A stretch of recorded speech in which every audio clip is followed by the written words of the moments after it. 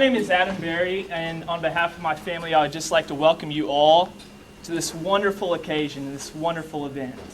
Very much appreciate you all being here.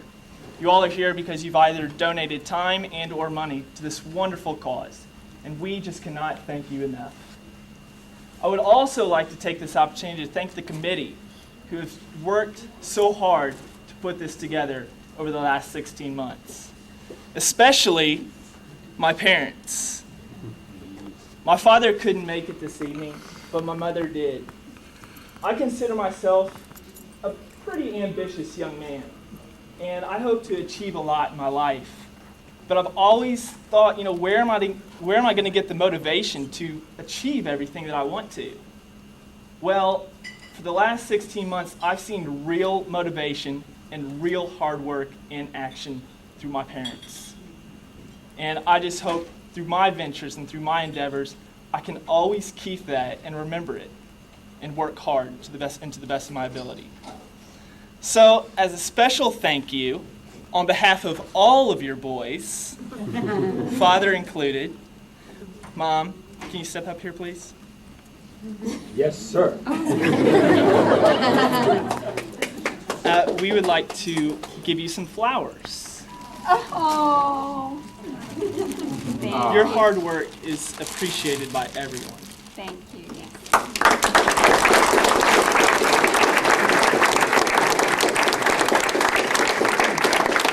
Well, that was so sweet, but I have to say something too. I would like to propose a toast, and there are several people here I would like to propose a toast to. And two of them are right there, Mike Wallace and Art Buchwald. And it's such an interesting story. Last summer, Diane Arneson wrote Mr. Wallace and asked him about maybe taking part in this project. The day he got the letter, he called her personally, not a secretary. He called her, and he said for a project like this, he would be happy to come. So thank you both very much.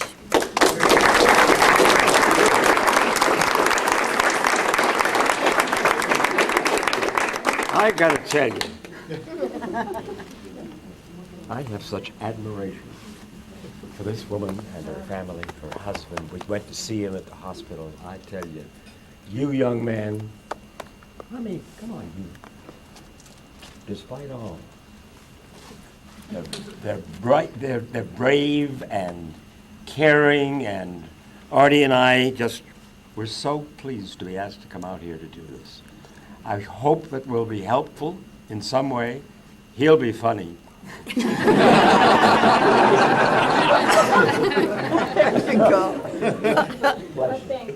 you.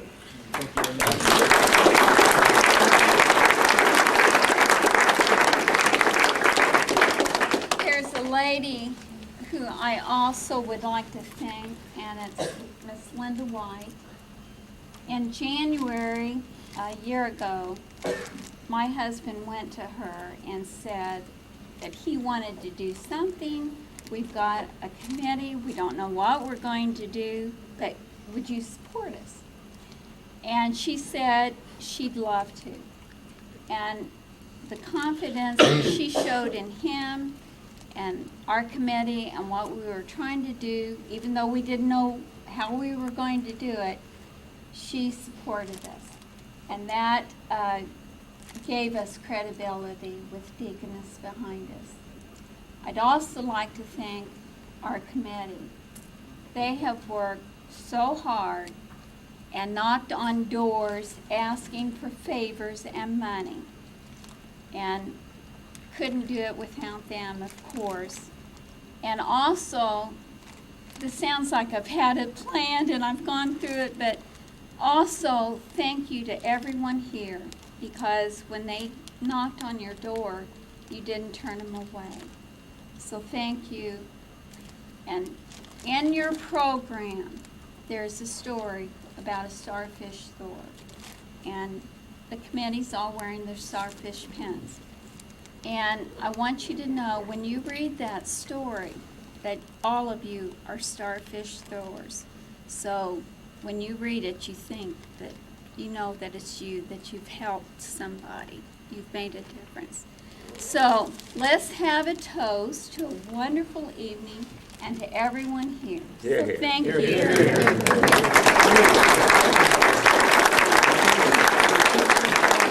this is for you. This is for you.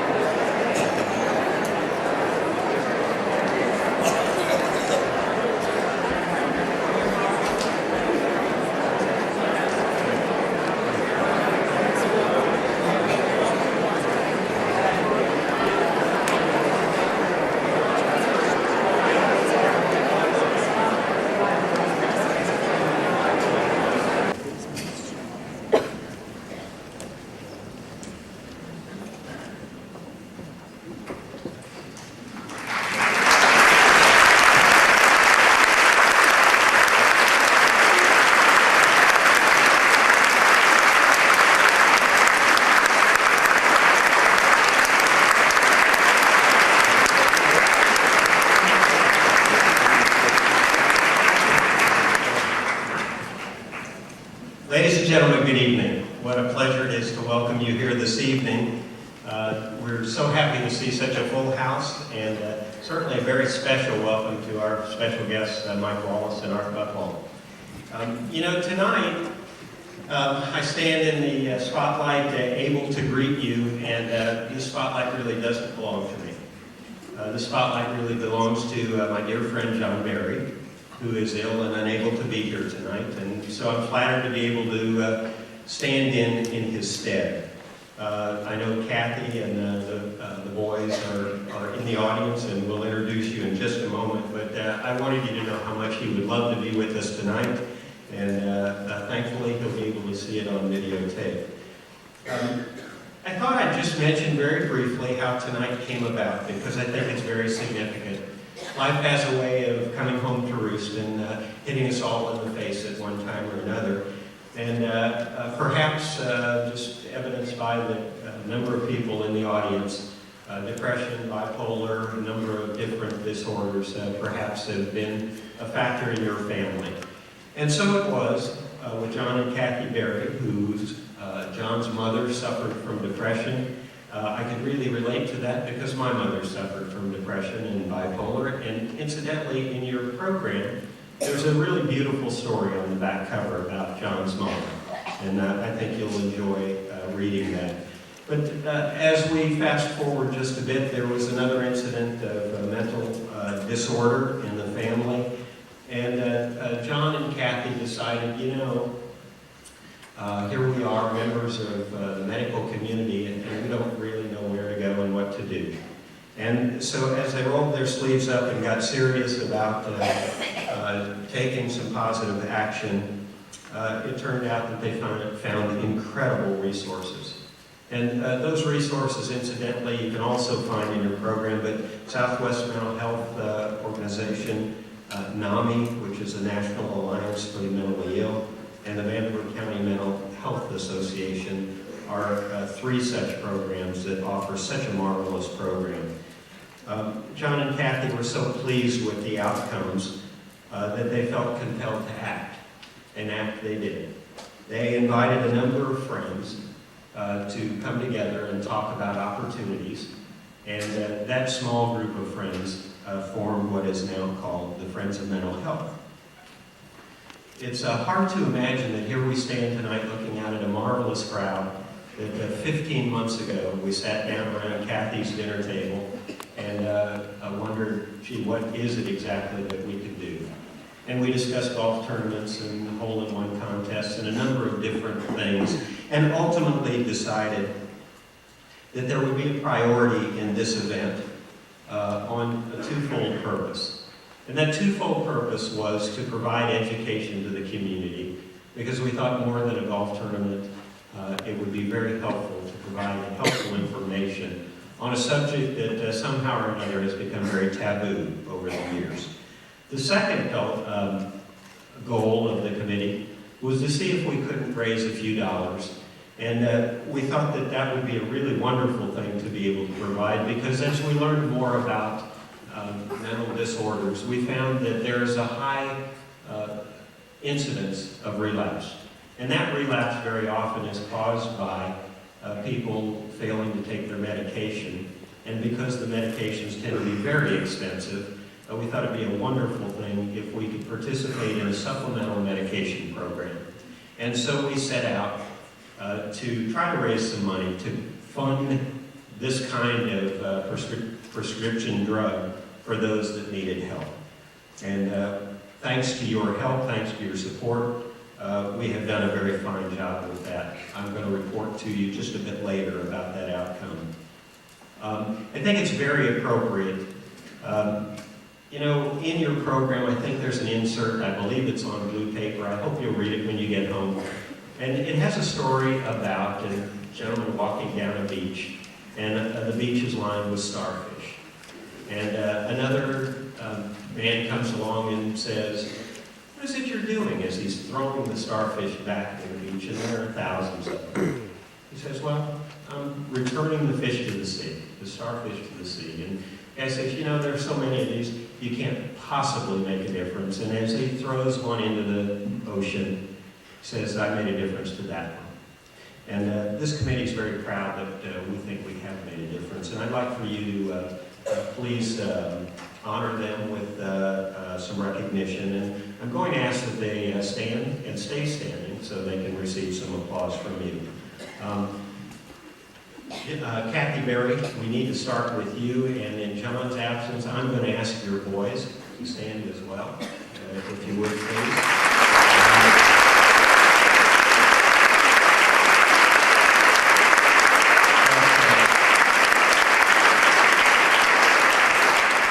Kathy and the Berry boys deserve that. I'm going to ask you to hold your applause till we get everybody standing.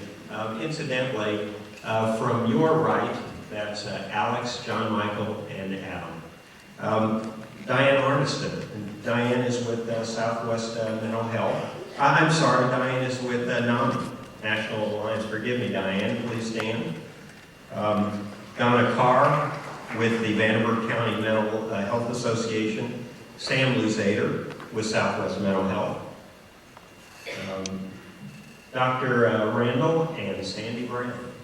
Randy and Sandy, will you stand, please? John Browning from Southwest Mental Health. Karen Galton. Marcia Ellenstein. Nancy Kaler from Deaconess Hospital. Mark and Sheila Powers. Scott Shrub. Scott moved away from town but was very helpful to the committee, so I wanted to mention his name.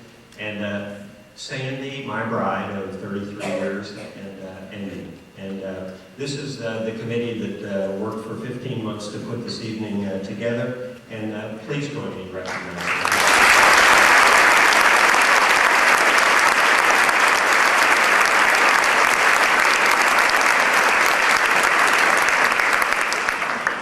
Now, while we're in a thank you mode, I just want to call your attention one last time to the program.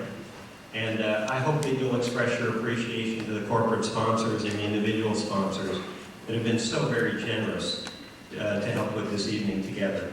You know, it occurs to me as I look over that list, and I've had the good fortune to talk to many of the people and to ask them to participate, and it occurs to me that whether you're at the Victory for a Philharmonic concert or Broadway play or whatever, it's very interesting to see that the same wonderful corporate citizens seem to appear for every event. And I certainly appreciate it, and I know that the audience would join me in congratulating and thanking you as well.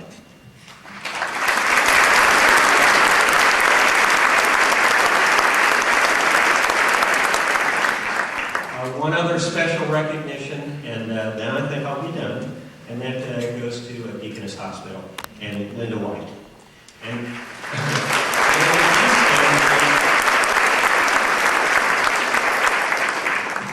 when John and Kathy talked about this initially and before they ever approached their friends and asked if they would participate, John went to Linda White and said, you know, I think I'd like to do something. I'd like to show our gratitude. I'd like to make a difference.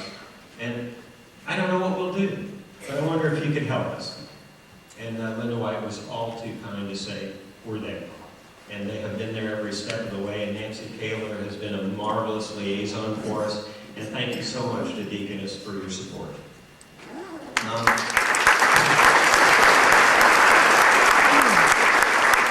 Without further ado, it's really time to get on with the program this evening. And, you know, I want to introduce you to somebody who really doesn't need an introduction. Aunt Comas greets me every night when I get home from work. She has a way of tucking me in every night as I'm laying down and fall asleep. And I hope in your homes that she's as much a part of your family as she is ours. Aunt Comas is a marvelous anchor person who has been in the news business for a good long while. Her years in the business are certainly belied by her appearance, and we're so happy to have her as our MC this evening, and with great pleasure I turn the program over to you. Thank you.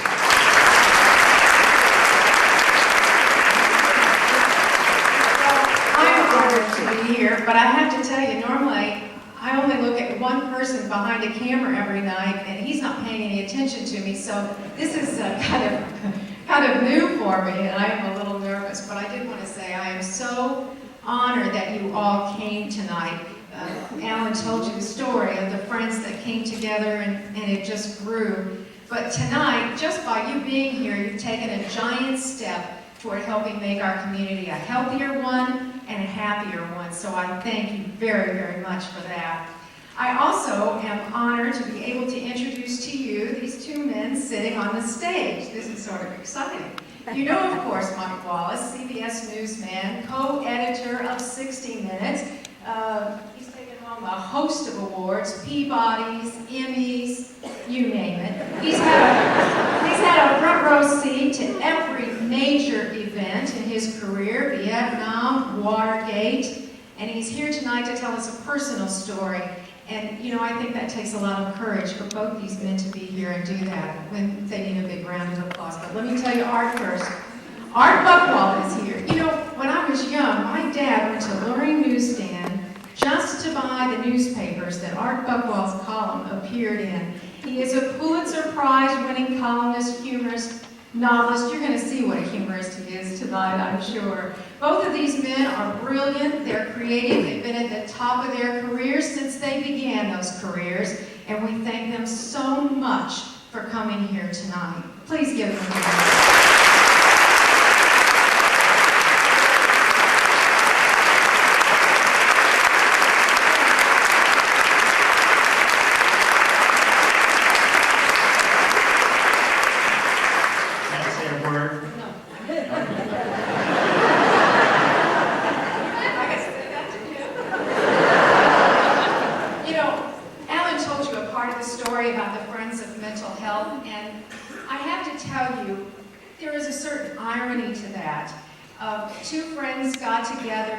They started raising a little money for mental health services here and there. Those friends grew and grew and grew until you see the committee that got together tonight to put this on. What's so unbelievable about that is that these are two friends, very close friends, who saw each other through some bad times. As I was thinking about it, well, we're all friends in one cause tonight. And I carry around this little parable I cut out of the newspaper years and years ago. It's always to remind me of where our center is, and tonight I'd like to share it with you. Here's the story. This guy's walking down the street, he falls into a hole, and the walls are so steep, he can't get out. He waits and waits for somebody to pass, and finally a doctor passes him by, and the doctor stops and looks down. He said, "Hey, Doc, can you help me out of here? I just need some help." Well, the doctor scribbles a prescription and throws it down into the hall. That didn't work. The next person that walked by was a priest, and he yells out, "Father, Father, can you help me? I'm trapped down here. I can't get out." Well, the priest scribbles down a prayer and throws it down at him. Well, the guy's getting pretty desperate now. His friend walks by, and he says, "Hey, Joe, I'm down here. I can't get out. Can you help me?" Joe jumps in the hole with him. He said, "Are you nuts? We'll never get out of here." But Joe says, "I've been here before. I know the way out."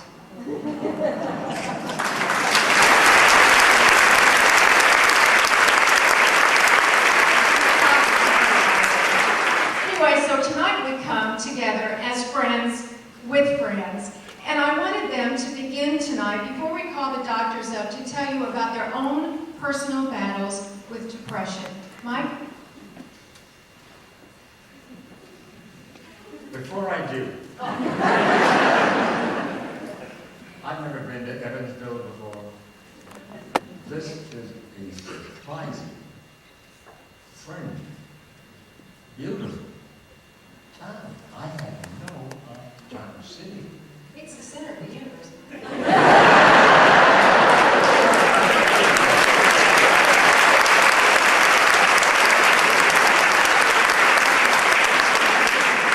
I don't blame you for feeling that way. Really, this has been a revelation for me.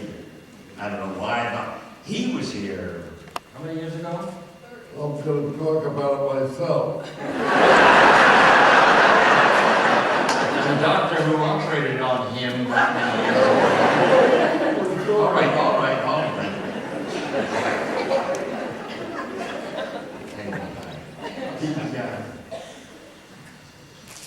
What happened to me was, I didn't know what I did. I had no idea that I was, I'd never heard about depression, never thought about depression. And we did a piece at CBS called The Uncounted Enemy, The Vietnam Deception, which was right on. And General William Westmoreland sued us, this is back in the early 80s, for libel. And I decided, I'm going to show up at that cold and drafty courtroom every morning, because if you're a doctor and you get sued for malpractice, you can imagine. If you are a reporter and you get sued in effect for malpractice. So I listened, because the plaintiff puts on his case first, and I listened to myself being called liar, cheat, fraud, etc., etc. It never occurred, but day after day after day, sitting there, the plaintiff was the case on first, and I couldn't sleep, couldn't eat. You gotta feel sort of pain in my arm. I had no idea what the dickens was going on. I went to my doctor, and this is something that is important. My own doctor,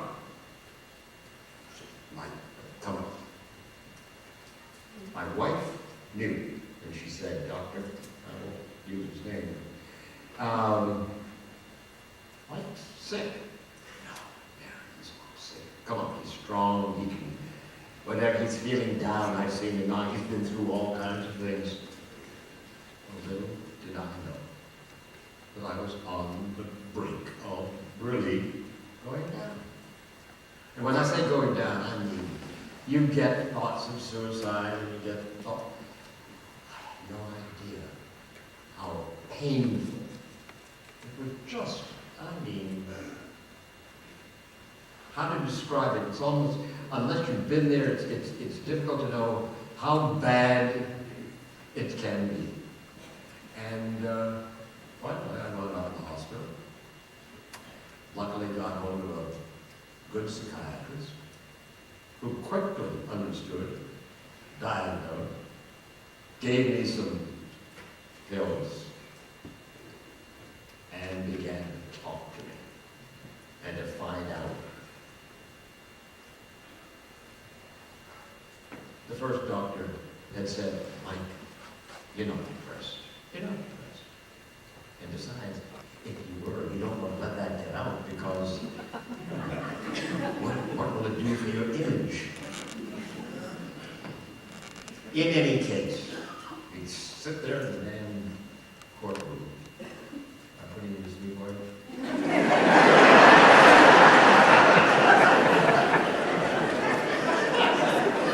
All I can tell you is, wherever I was, because he had been there before, and I hadn't, wherever I was in the United States, overseas, every single night, this one called me on the telephone, listened to my plaint, my complaining, etc., etc. Just listen and said it's going to be all right, and so forth and so forth. That's when I first learned, I mean, we've been friends forever, but he's a hell of a man. In any case, it took about 6 months. Yeah, about 6 months. Of real pain. You cannot eat, you cannot think, you cannot concentrate, you cannot. And this is important for those of you who have family members who have suffered from it, you know. You're held on wheels for your companion, whoever he or she may be.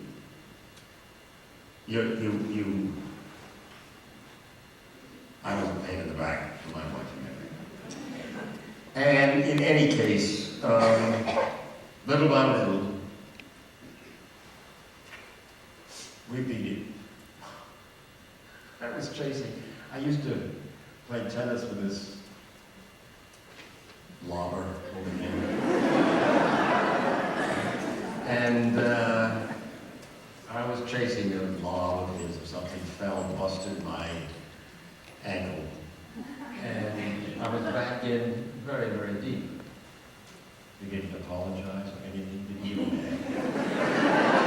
And then when I turned 75, which was almost 12 years ago, for whatever reason, in again. So I've had 3 episodes.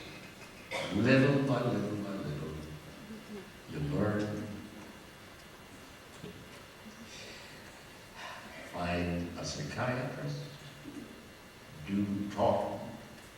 Try to find a psychiatrist who really will talk to you, who will really listen to you, who will give you the right medication, and then insist that you stay on that medication. Well, I'll be on that medication for the rest of my life, but never felt better. Now, what about you?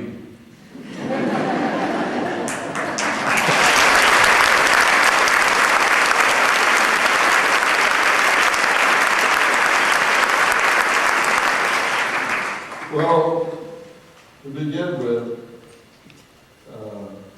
the thing that impresses me the most about your city is the fantastic pride you all have here. And as soon as you get off the plane, they say, how do you like Evansville? I said, it's okay. I noticed the look of disappointment on people's faces. But coming this time, I decided I was going to be a little more attentive. So, once again, I got off the plane, and in the lobby, in the terminal there, the guy came up to me and said, how do you like Evansville? And I said, it's one of the greatest towns in the world.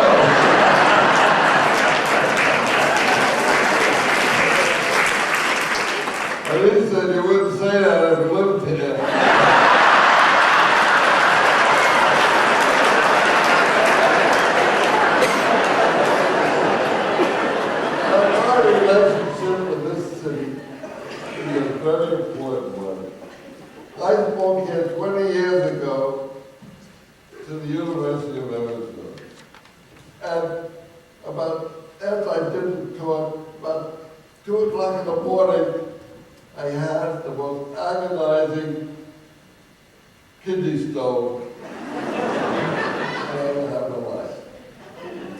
And the doctor was called. He was a friend of a friend. He's here tonight. Phil Grimm.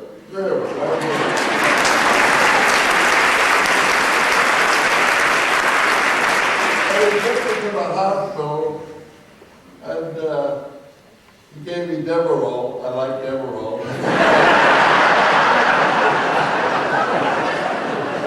Well, the question that happened at 2 o'clock in the morning. The AP stringer in this town came with the story, and it went all around the world that I had a kidney stone. So the geographical people in Washington read about it, and they said, if you can save the kidney stone, we'll examine it like we do with the moon rocks. And we'll do everything to it. So they called, luckily I did save it, I got it out. So they called the project Buchwald Rock. And Artie, you're supposed to be talking about your depression. Your bipolarity or whatever it's called. Jeez. They photographed it like they did a moon rock. During the pitch, when it blown up about 50 times. So they took quite a few pictures of it, and then we donated the pictures to the Georgetown Medical School. And they now use it in their classes.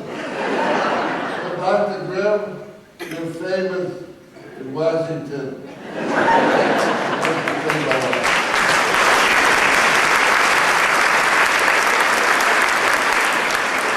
Now, here's my relationship to this, what do we call it? The Hebrews call it Hazarai.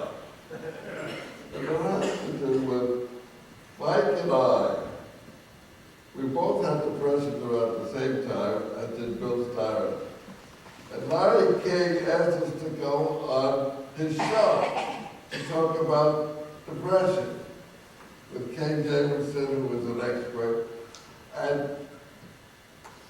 at first I was afraid because I said, I'm a funny man. What will people say if I go out and admit, come out of the closet that I had depression? Well, the exact opposite happened. Larry King had one of the highest ratings of any show that he's done with the depression one. And after that was over, Bill Styron, Mike, and I both were in the same area in Martha's Vineyard with our depressions. So we formed an organization called the Blues Brothers. And we used to have fun about it. You can't have fun after it's over. And Bill Styron would say to me, my depression was 9.5 on the scale. Richter scale. Richter scale. Moving along, Artie.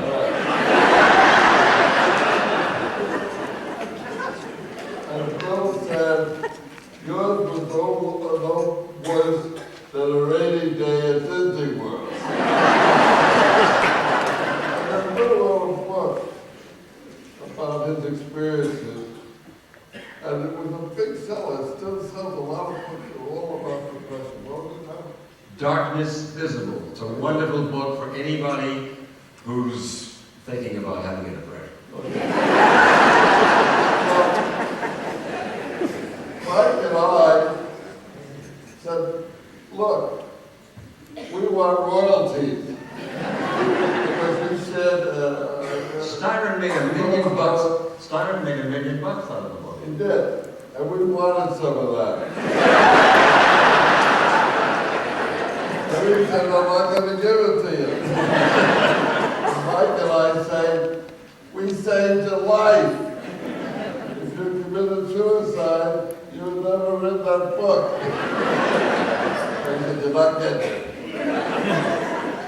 I said, well, remember you had a depression, you promised us the best dinner in New York when you came out of it. He said, I forgot. So, since then, in the Lion King show, and the fact we went on the air and all that stuff, we got calls from all over the country talking about what we're talking about tonight, which is depression. We discovered, we were in Atlanta, we were in Southern California, we discovered the same thing. The audience that came, in most cases, either had depression, were going into one, or had relatives in it. And they all came, and afterwards, they came up to us and say, my son is this, my daughter is that, my wife is this. And it was a very cathartic thing for us, because when you have a depression and you come out of it, it helps you to help other people. So, when I thought, Mike Wallace has a lovely woman named Mary Wallace, a wife. And I don't know why she puts up with him. In any case, Mary Wallace got very sick of the fact that she was the spouse of Mike when he was in his depression, and Mike was mean as he could be. He would eat the food that she prepared for him. He argued with her. He took out a lot of his anger. So Mary Wallace says, this is no good. So she went to a psychiatrist and said, I want to form a group of wives and spouses and husbands of people in a depression. It's like the Allion, AA and Allion. And the psychiatrist helped them. What the hell is he The psychiatrist helped form this group, and it is now, this is Allion,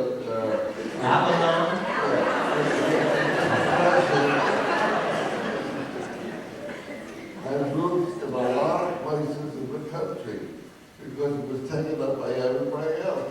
Because it makes a lot of sense for someone who has to live with a depressed person. It is not funny. A couple of things I'll show. One is there's a lot of humor, even in depression. And after I was on the Larry King show, I was in a taxi, and the driver said, I saw you at the Larry King show. Do you take Prozac? I said, no. He said, my dog does.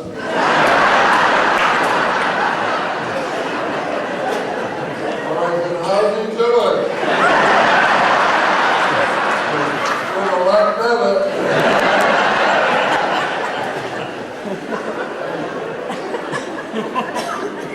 Think about depression. For example, pills. Pills will drive you crazy. The prices. And I'm going to talk about that later.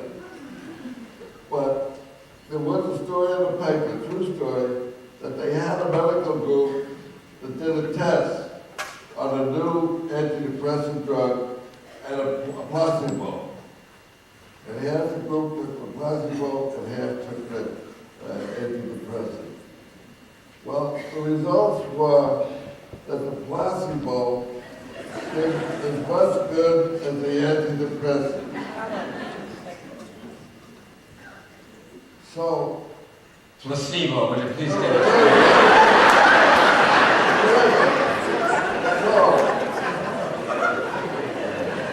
People who took the placebo were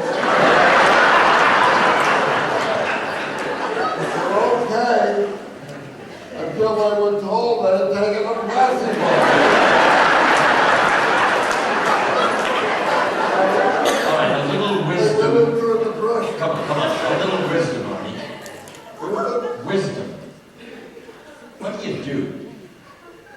Give us some advice about how to handle it. Well, my mantra is, and I pass it to everyone in this room, is don't think of committing suicide because you might change your mind 2 weeks later.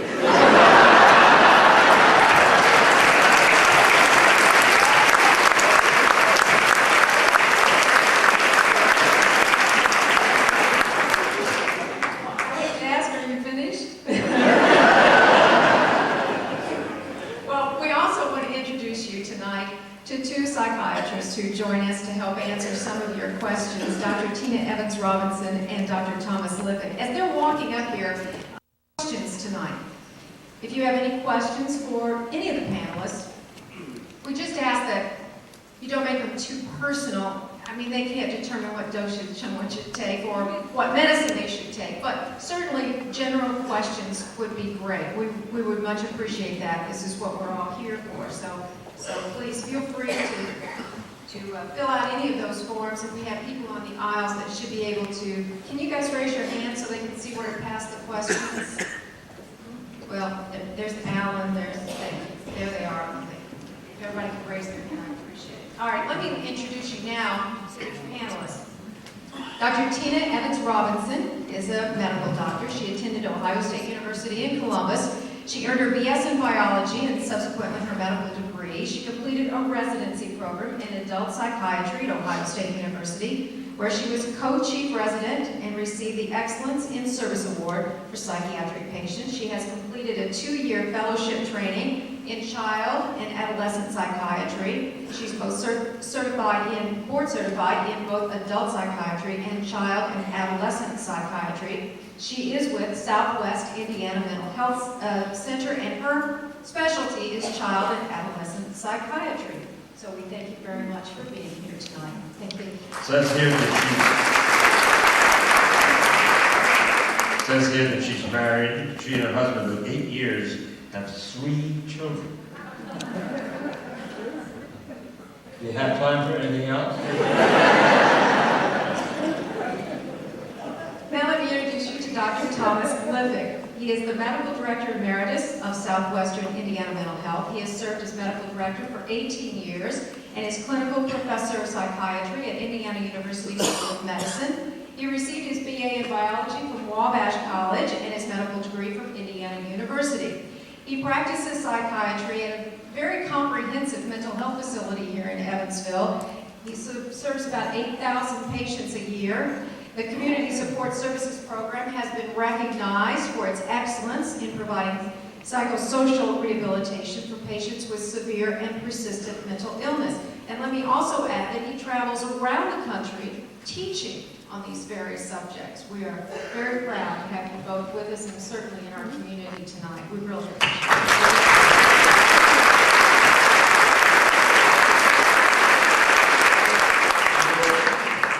So, can we talk about? We were on a panel in Atlanta with Dr. Liberos, a very famous doctor, and Dr. McDonald, who was also very well known. And so it was just like this. And I asked a question, I said, is the public different since September 11th? Are we the same people, or have we got something happen to us? And Dr. Liberos said, it's gotten even worse than that. Every time when you turn on the television set now, you have an anxiety attack. And a great example of it was this week when this lady was dying. We all had to see seen on television over and over again. And that got people nervous, and it got some depressed. And so I would like to ask you if you felt the same thing about the state of people after September 11th. That's a tough question. You know, I think it's important for us to recognize that we talk about depression in different ways in our language. We talk about depression as, you know, feeling lousy on a Monday. We use the term in that way. We talk about depression when something has happened in our life that makes us sad for a short period of time. What we're talking about tonight really is an illness, a disorder of the brain, something that's more prolonged and more profound than those mood changes that we all experience that are part of normal human existence. I do think that certainly that the stressful events that occur in life, you know, tend to trigger depression in folks. But you know, I really think that every generation thinks that the generation that they're living in is the worst time in some ways, and maybe the best time in some ways. So I think every generation, you know, that your generation suffered through World War II and the terrible deprivation and fear that represented. You know, before that, there was the Great Depression. So every generation has faced something that has made them feel vulnerable, and you know, but I think there's a basic biological substrate that plays out. And some people, in some folks, it will trigger clinical depression, the kinds of symptoms that you fellows are talking about. In other folks, they'll be able to find some way of getting around it. And you used a word a while ago, and I wanted to, you know, I was sitting there thinking, that's something somebody ought to say something about. And I think you said something like your doctor said that you needed to be strong. The implication is that if you get depression, there's something weak about you. And that's not true. You men are very brave, powerful men. To come up before this group of people and tell them about, you know, what you suffered through. You have great strength to get where you are in life. This isn't a disease that just finds the weak, and it isn't caused by weakness. Tina, you want to add something?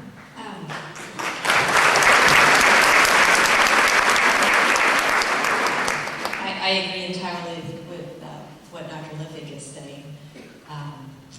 I think there, unfortunately, still remains a lot of stigma about mental illness, emotional illness. My hat is off to those people who are willing to come public and talk about it and help destigmatize it. You're right, it affects anyone. It doesn't mean you're a weak person because you develop depression. I think it's also important to recognize that a lot of people are raised to think it's bad to talk about feelings, especially men. You know, we don't do feelings, we don't experience them, we don't talk about them, we just kind of shut them up. And by shutting them up and not talking about them, that contributes to the development of depression. It also contributes to physical illness. And so, you know, I would encourage people not to be afraid to talk with the appropriate person about how they're feeling when they're depressed. Who finally got you guys to it? Who was it that finally got you? Well, I wanted to say something which is very important, and it's called the real world. And in the real world, depression still has a tremendous stigma on people. And if you're working for I won't name anybody in this town, but let's say you work for General Electric, or you work for IBM. They have a computer, and if the depression comes up with your name in the data bank, you can't get a promotion. You'll have trouble with getting life insurance and health insurance. There are so many things that you face because of this thing, which the doctor called a disease, but the public will not accept it as a disease. And what I found was, I talked about this, about stigma. Like Mike and I don't have to worry about stigma because we're celebrities. And so people will take our job. And I said, only ordinary people have to worry about it. And Rod Steiger was on the panel, the actor, and he said, "You're absolutely wrong." He said, "I had a depression, and 4 years after that, I couldn't get a job in the movies because it was listed that I had a depression." So the thing we all have to fight, Teddy Kennedy is very good about that, is to take the damn stigma out of a disease.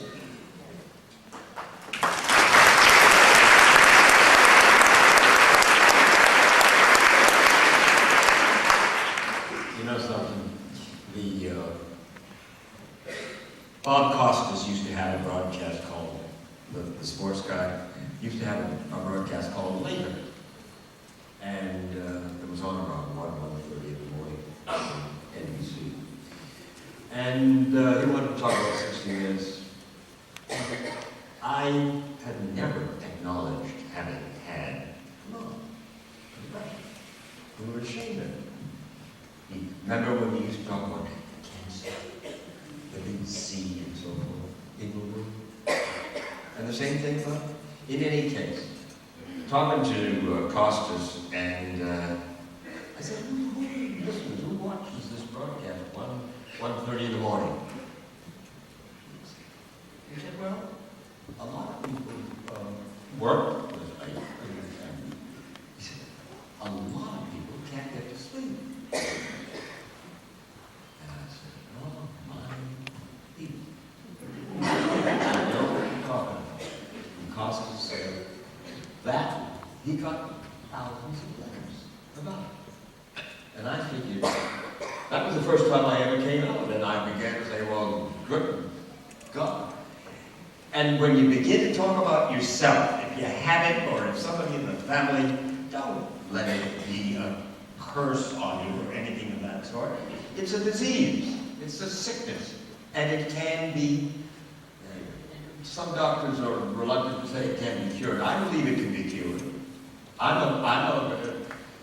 And there can be remissions, but, rather than a cure, if you will, but if you be doctors like you, take it home. Be quiet when you're That's your moment. Will you still feel it? Yeah.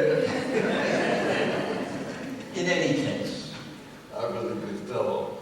I think it's really time for questions. I want to go back to one thing. You are in a position to help somebody else. And you don't have to take it just like you can't put his boots up and stuff like that. You have to decide if he's really sick with the help of that. Well, the Larry King story, the one that I guess I'm the most pleased with, is I got a letter after the show from a lady who said she had just taken an overdose of pills. And she was watching Larry King. And when I said, don't hurt yourself, don't do anything, find help, don't kill yourself.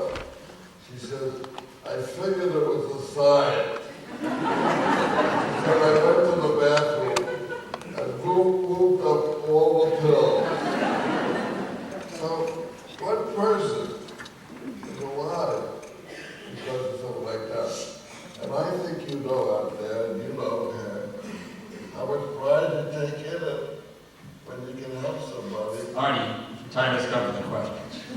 She is the moderator. Yes, I Well, this question is for Dr. Lippick. Do you think that know. There's a damn good question, sir. If I may. Art and Dr. Lippick, how can you help someone realize they're having a bipolar episode when it feels normal to them? I know that. I just read it.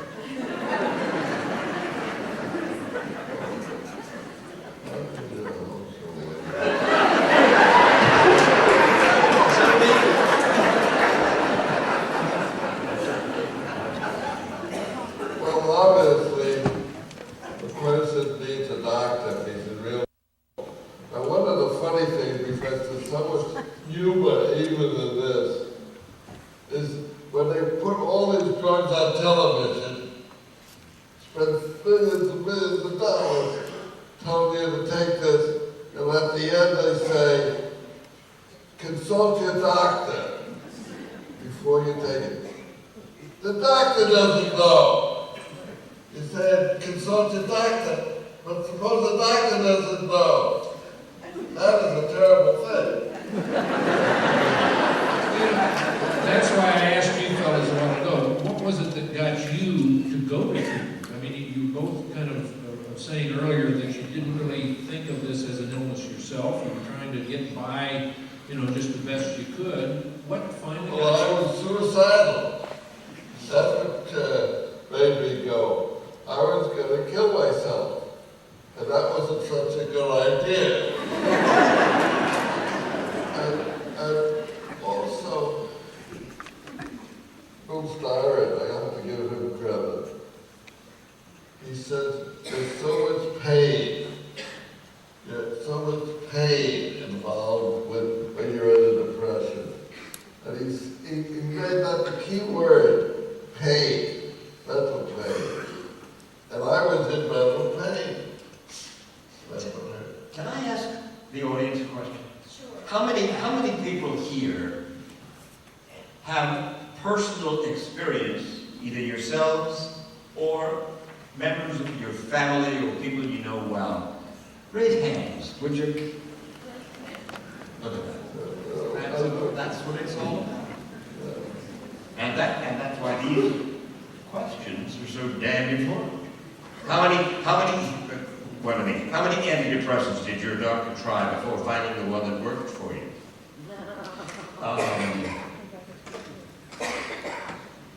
Really? Not that many. Not that many. I don't know if you're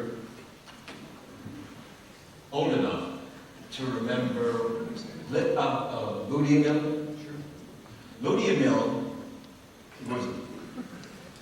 Lutein was a. All I can tell you is you couldn't. You couldn't. The hands shook. But it put a floor under the depression. You weren't going to get any deeper than that. But it also made your hand shake. And all I could think of, I'm going to go in front of the jury in this trial that was going to be drawn against me. And I'm going to probably cry because I was taking Lutein. So I will, my hand will shake and all the jury, you're about 5 feet from the jury, they're going to say, well, the guy is obviously guilty, but what's he scared of? The fact of the matter is that lutein is not used anymore. From there, by the time, when the second depression came along, Zoloft was in. And it would have made all the difference in the world. And I guess I was just lucky about that. Except Zoloft because I take it, 2 months supply of Zoloft cost me $580. And how can so many people, particularly people in this room, for example, can afford taking Zoloft, or can afford Wellbutrin, or any of those drugs? And if you're a member of the Congress of the United States, part of your deal is you get help with things like that. Do we, ordinary people? You don't get help with that. Most HMOs and so forth will not do. It's crazy. Let me ask this question, and really this is for all of us, but Dr. Evans Robinson, you might want to answer this. I have a family member who I'm sure has an undiagnosed mental disorder. I'm exhausted from talking to him on the phone daily through his ups and downs. I have convinced him to seek help, but what can I do to help him during these phone calls? I feel like I need counseling myself. That's a tough position to be in. but it sounds like this individual is trying to do their best to support their friend.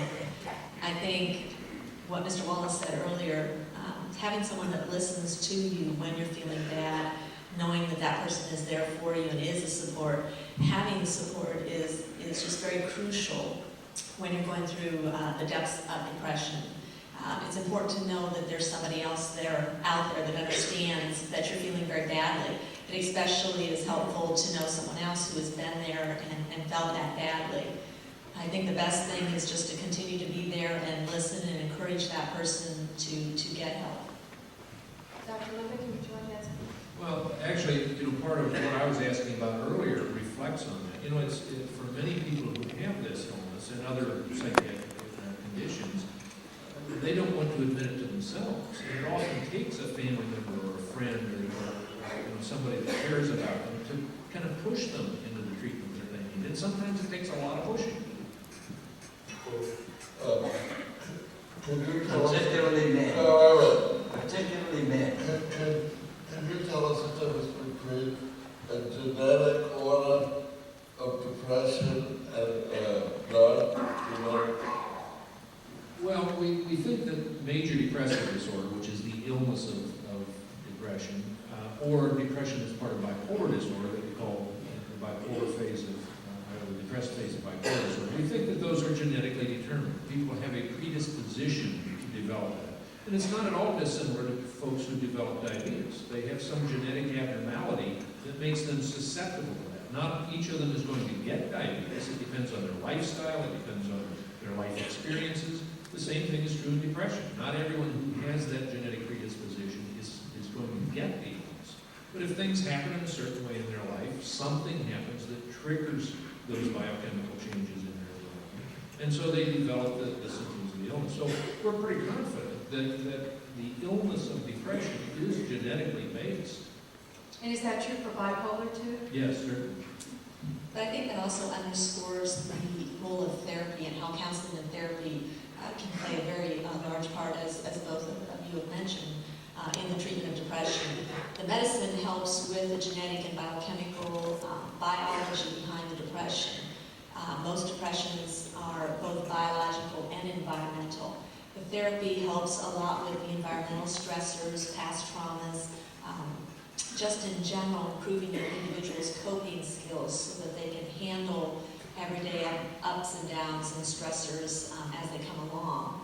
So that when they're done taking medication, they're no longer needing to take the medication, they have these improved coping skills that they can continue to rely upon after the medicine. Well, one of the things we're talking about with genetic stuff is that the children know that their parents have it. It starts to fear in them that they're going to pass it on. So it takes a lot of therapy to convince them that the children could be normal. I'll start with you and then Dave. How important was counseling to your recovery? I'm fortunate to get a psychiatrist. This is now 25 years. Who simply understood, didn't know what it was. Something, I hadn't thought about this. He didn't know what it was, and I did for him. He didn't watch television and so forth. And a little bit of after the psychiatrist began to talk and treat, he said, now I see what you're worried about. You're worried about going on trial because they're going to ask you the kind of questions that you asked.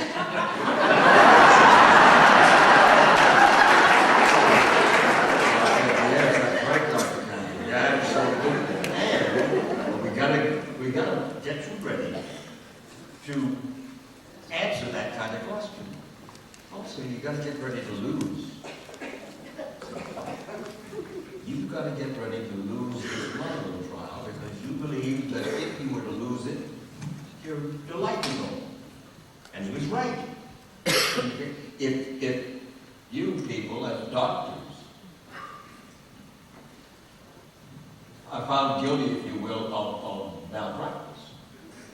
That could be very, very destructive. In any case, he just was and remains a remarkable psychiatrist. As I go to him to get I have to go to him to get my Zoloft prescriptions because it's a special prescription for me. And I mean, you need a special prescription. And also, as I said, for a good job, go talk to him. I talk to him, you know, maybe every 3-4 months. What about you, Art? Well, the first doctor I had was a very brilliant guy. He was a writer for the American Psychiatric Journal. And I was making some progress when he died.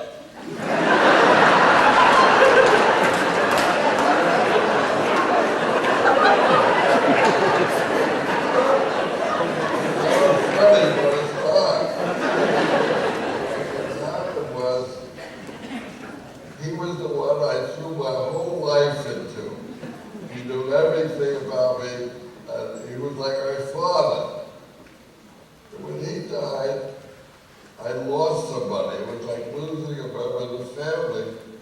And the second psychiatrist couldn't make any progress with me because I was resisting. I didn't want to be hurt again.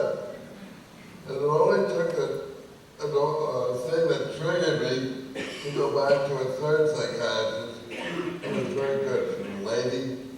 And my fourth was a lady. So apparently I related better to women than to men.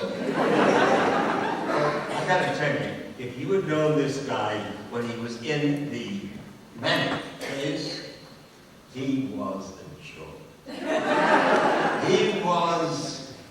He used to go shopping. He had a fair amount of money. And would spend thousands and thousands of dollars. This is up in the vineyard. He would go shopping in Edmonton.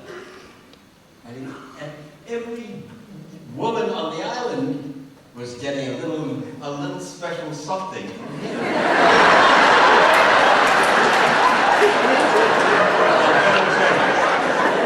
gotta tell you, when it was manic, oh, good God.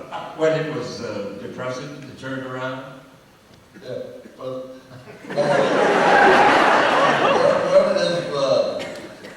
is the physical explanation of manic? How does it hit you? And the blood, the brain. We wish we knew exactly what the biochemistry was that causes the manic phase of illness. We don't understand it very well. But it is, almost the opposite of what happens in the depressive phase. People's moods get too high. They talk too much. They spend too much money. They engage in risky behaviors. They feel like they don't need sleep. They do things that get them in trouble. And while it feels pleasant, particularly in the early phases, it gets to the point where it is just overwhelming. And it can be very dangerous. People can lose their fortunes. They can lose their families. They can lose everything that they've worked for in the midst of a manic episode. And then we have a third type of episode. And I don't know if you've ever experienced this type of episode that we call a mixed episode. And it sounds impossible for someone to be both depressed and manic at the same time, but it can happen. They feel very pessimistic about things, and nothing can turn out right, and yet they feel so much energy that they can't sit still. And that's a very dangerous type of episode, because as you know, and you've talked about, during the depressive part of the illness, you start to think about suicide. And if you're feeling so pressured and driven, it may cause you to act on those thoughts. So we do differentiate those three different categories, those three different subtypes of the illness of bipolar disorder. And you're right that each of them has their own dangers. Doctor, the fact of the matter is that it can be now treated, right? We have more treatments for bipolar disorder now. In the last 2 years, there have been more medications introduced that have been approved by the FDA for the treatment of bipolar disorder than in the entire rest of my 25-year career. So we have many more options for folks in terms of that. And in terms of antidepressants, we have a wide range of antidepressant medications for people who are experiencing depression. I mean, the same is true in treating schizophrenia. We have medications available now for treating that terrible illness that we didn't have, decades ago, that do a much better job of taking care of that. So yes, we've made some tremendous advances in the last couple of decades in the treatments that are available from us. That's the wonderful thing about medical science. I mean, what you people are doing, the research that you're doing, is so extraordinary. I mean, the brain is such a complicated thing. And mental illness, little by little by little, the stigma is beginning anyway to be erased. And that's such a wonderful thing. Have you seen many cases so far of Iraqi kids coming back from Iraq, soldiers who have sort of, what do they call it? Post-traumatic stress disorder? Yeah. We actually have not seen a lot of that in this community. I would guess that 100 miles or so south of here, Fort Campbell in Kentucky, where some of the units have gone from there, probably in those communities they're seeing much more of that. Let me ask a harder question. What kept you from committing suicide? What kept you from committing suicide? I have a doctor. That's very important when you're feeling terrible to have someone to say it to. Because if you tell someone, you won't do it. It's a call for help. If you don't tell anyone, that is a very dangerous thing. And the people that you read about, the government, Washington, those people didn't know that they were suicidal, or that they were going to commit suicide. So that's where you people, all of you, all of us, can be very important, because when a person says, I'm going to commit suicide, I want to kill myself, it's a call for help. He's counting on you to stop him from doing it, or her. This is for anyone on the panel, but Dr. Evans Robinson might want to start off. Could you comment on depression among college students and why those years are called the depression years? I think young adulthood is certainly a very difficult time period. I think adolescence in general is a difficult time period, but as adolescents become adults, the 17, 18, 19-year-old age range, there are a lot of changes going on in an individual's life. There's a lot of looking toward the future, trying to decide what you want to do with the rest of your life. I think those are very difficult times. I think it's very easy at that young age to have difficulty seeing the full picture, the long haul ahead, and also individuals at that age tend to be impulsive, and I think that can be a bad combination that can contribute to depression. I think there are a lot of stressors with changing from high school to college, changing friends many times. There are a lot of, again, stressors in that age group, things, individuals and activities they can get caught up in that aren't appropriate. So I think there's a lot of peer pressure also, but I think it's just a time of transition that's very difficult, and I think it's not surprising that there is a lot of depression among those. Thank you. Mike, what is your #1 suggestion to help family members of someone with depression? To help family members.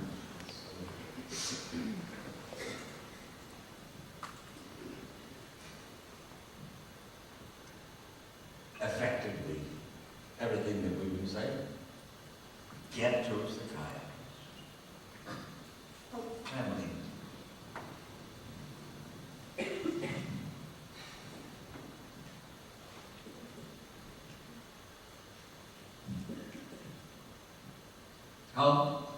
Help your family, help your kids.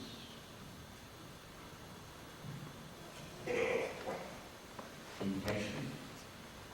The understanding is supportive, and it's not always easy. And then just make damn sure that they talk to one of these folks. Very good. Art, do you think that many artistic, creative people like actors, painters, musicians maybe dealing with depression or bipolar issues? Yeah, there were famous people like Winston Churchill who was depressed, and he had the black dog. He called it the black dog. There were several people who were very famous who had a depression. So it helps. I don't know if it helps or not, but it's helped me. Because after my second depression, I turned out to be a better writer and a better person. And he also got delusions. And he also got delusions that he was Winston Churchill.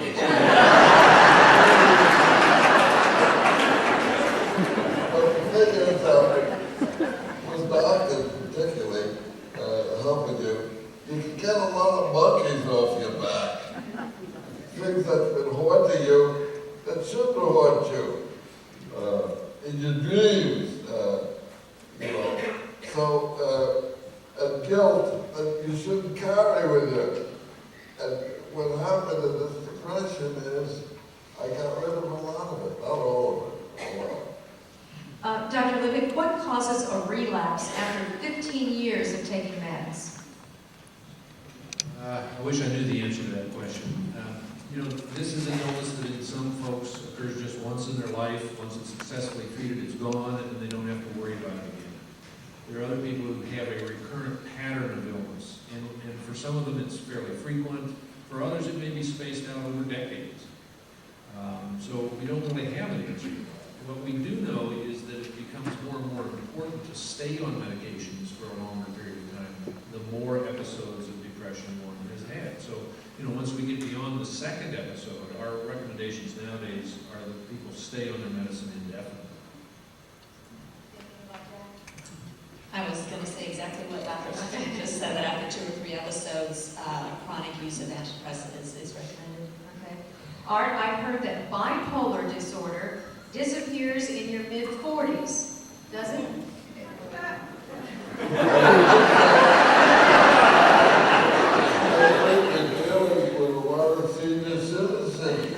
Who are having depression. And it doesn't have to be bipolar, it can just be loss. It can trigger something, a loss. And as you go older, you have a lot more losses. Your wife, somebody in the family. And so you go into a depression. It may not be a clinical one, I don't know if you get clinical or not, but it's real. And so the only thing you can say is that it hurts. It hurts. Mike, how accepting were you of your diagnosis when it was first suggested to you? I didn't believe it. I agreed with the doctor. And I can't tell you how many doctors, even today, medical doctors do not understand the symptoms of depression. They will say something else. That you can get out of it, you don't want to talk about it, and so forth.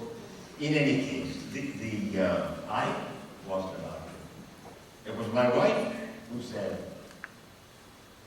to this particular doctor, hey, I tell you, this man's in trouble and you are not recognized. And I didn't want it. I'd like to put the 2 psychiatrists on the spot. Suppose a patient is not getting anything out of his therapy with a certain kind of a doctor, a certain kind of psychiatrist or a psychologist. How did you advise him to get out of that relationship? And I know it's tough on the ego. The patient says, I don't like you. There are a lot of psychiatrists that people don't like. And also are psychiatrists who are crazy. The only good psychiatrist I know, a really good one, is the lady on Sopranos.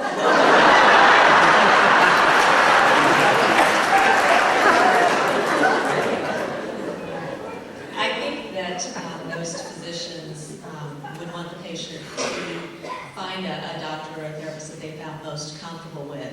And having a good fit therapist, a good fit doctor is essential to success with your treatment. So most physicians, I think, would be very comfortable recommending that you consider a different physician, a different therapist, get a second opinion. And I would recommend not being afraid to discuss that with your physician and your therapist. But suppose the person doesn't have the nerve to quit that. It was okay. He's scared of it. There's a lot of fear when you go into an office and you're naked. Whatever it is. Go ahead.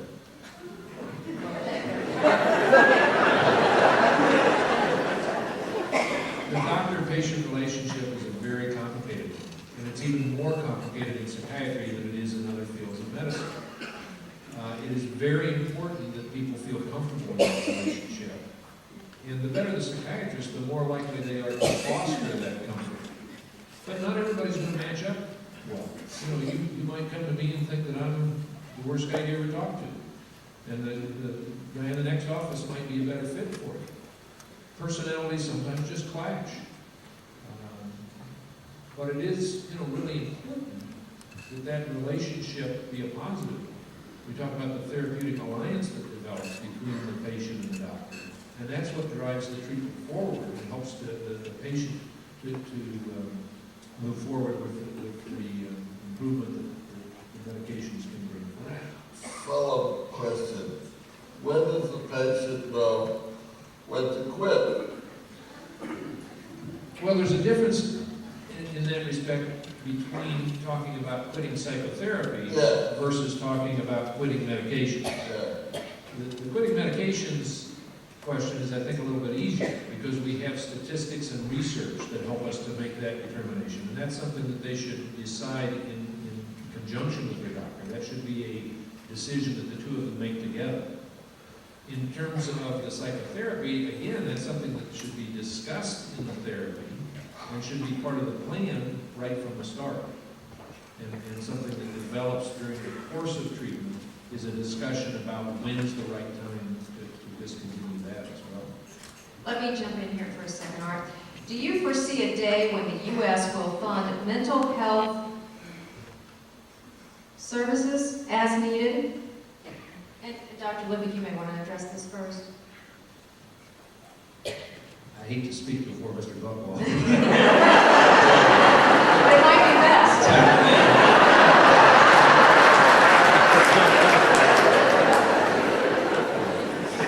There is really a disparity in this country between how we treat folks who have psychiatric illnesses and other illnesses. There is a gross unfairness to the way insurance companies handle it and to the way the government handles it.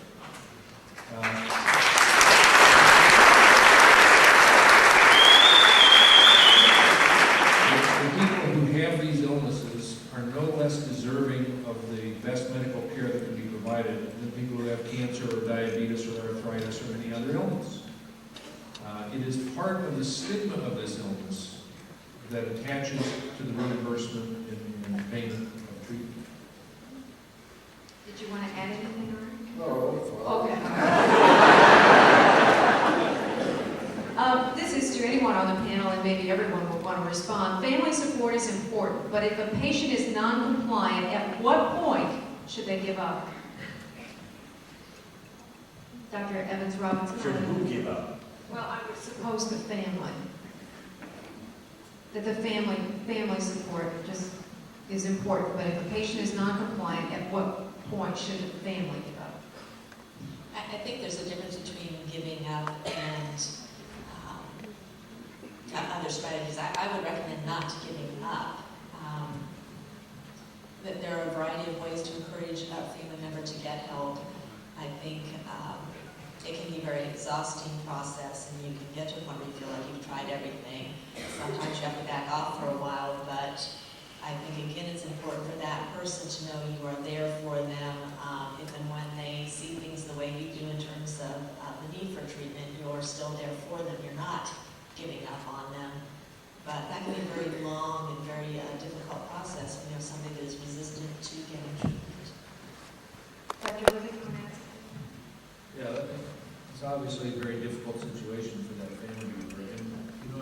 side of that is people only have so much resources within themselves, and it does sometimes get to the point where to protect yourself, you may have to divorce yourself from that situation.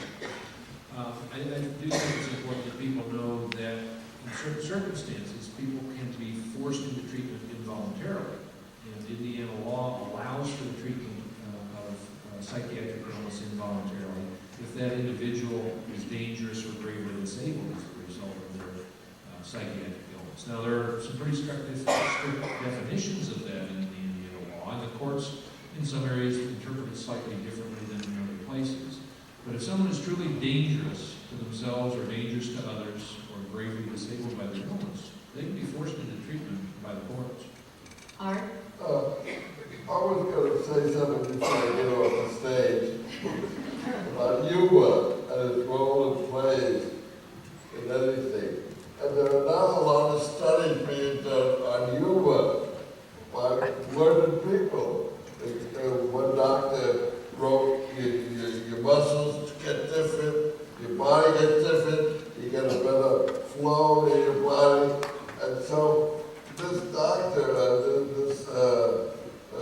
Roman Cousins, wrote about it, and he used it in his treatment. He showed Charlie Chaplin movies, and he tried different things, and people felt better. I've heard you laugh a lot tonight. I hope you feel better going out of here than you did coming in.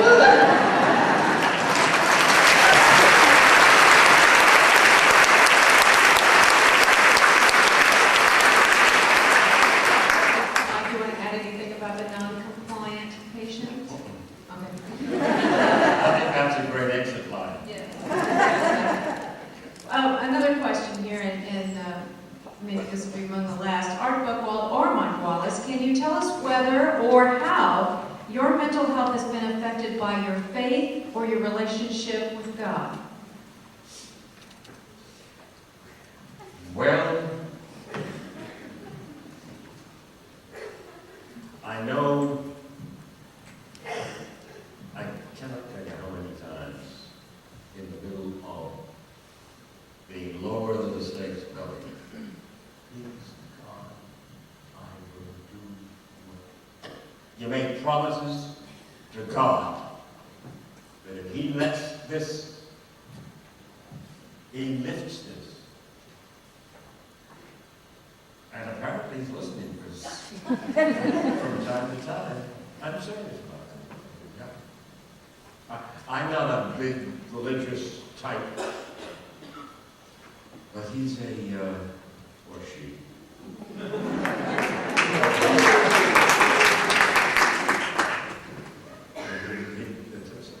The truth of the matter is that it's a great source of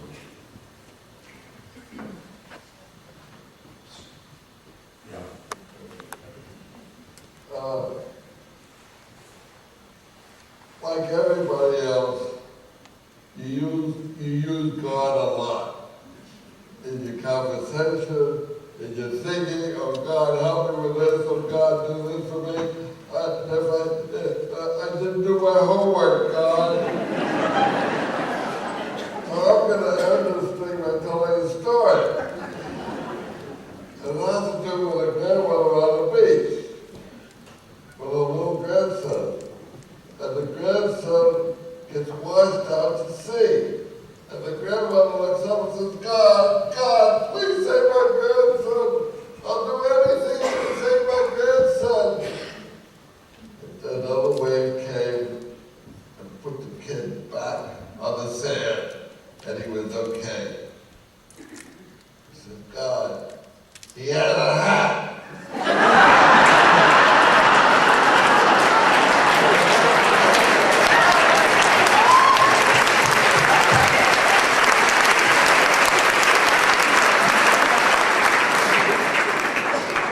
I didn't get to all the questions here, but of course we're sort of running out of time. But maybe everyone would have a final comment, and I'll start with Dr. Lippitt.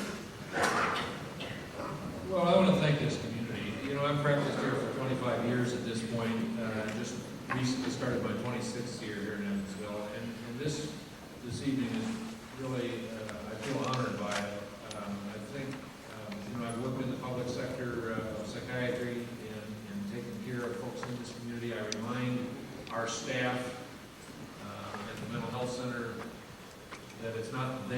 taken care of. It's us we're taking care of. We are part of this community.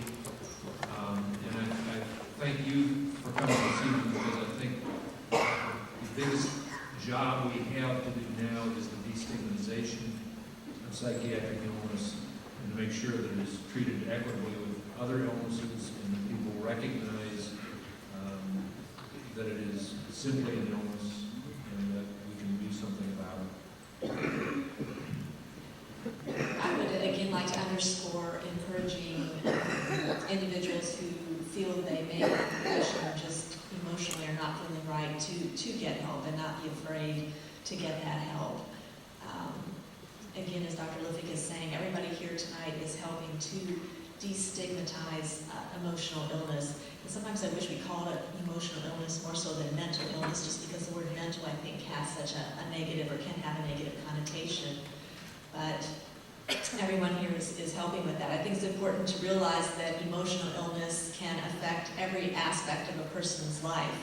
As we said before, it's not fair that insurance companies tend to discriminate against mental illness, because the brain is a very important part of the body. If you're not thinking right, you're not feeling right, it affects your family life, your job, college, work, school. It affects your social life. It affects every aspect of your life, and can contribute to physical problems as well. So I would just encourage people to be willing to ask for help when they need it. Art? We've done a lot of these, what we're doing tonight.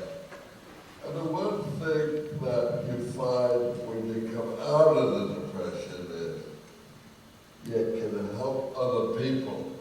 And if you help other people, you're helping yourself. Right. So when he gives me credit for calling him up, I was doing a selfish thing. I was doing it for myself.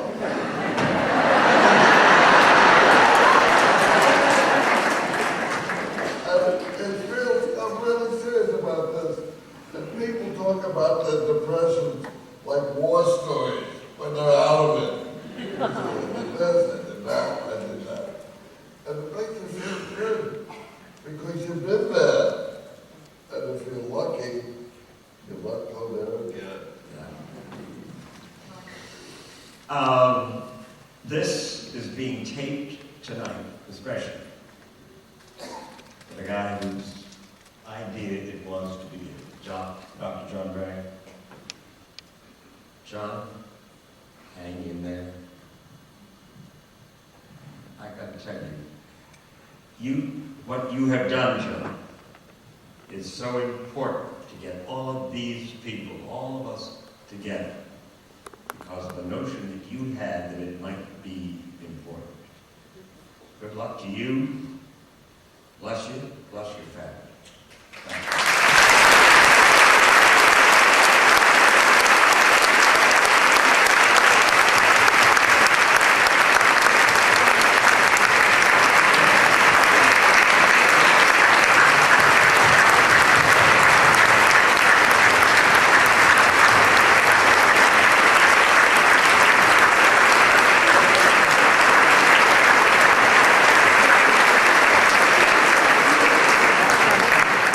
Ladies and gentlemen, that was such a strong close that we're going to skip Andy Rooney tonight. I do want to thank all of you for being with us tonight. I know that as the tape wraps up, John will be very, very happy with the way the evening went, and thank you so much. You have clearly graced our stage and our city with your visit, and we appreciate it so very much.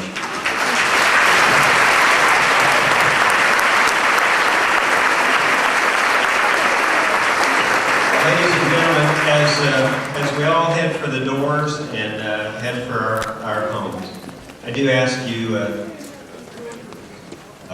tremendous cause, and I ask those of you that are able to please pick up an envelope at the table at the door. We would really appreciate your writing a check if you feel capable. I told you earlier that one of the goals, besides the education, was to raise money for the supplemental medication program. The goal of the committee was to hopefully be able to bridge that gap shortage of funds for people that needed help with education for as much as a year. Because of the generosity of our corporate community, because of the generosity of many, many individuals, because of your being here tonight and purchasing tickets, we believe that we will surpass the goal of a year. We think that we will surpass the goal of a year and a half, and it would really be marvelous if we could make it to 2 years on the supplemental medication. Thank you all so much for your help. Please be careful going home, and God bless. Good night. Keep your head down, look for the friend that's in the hole, and pass the word. Good night, everybody. Thank you.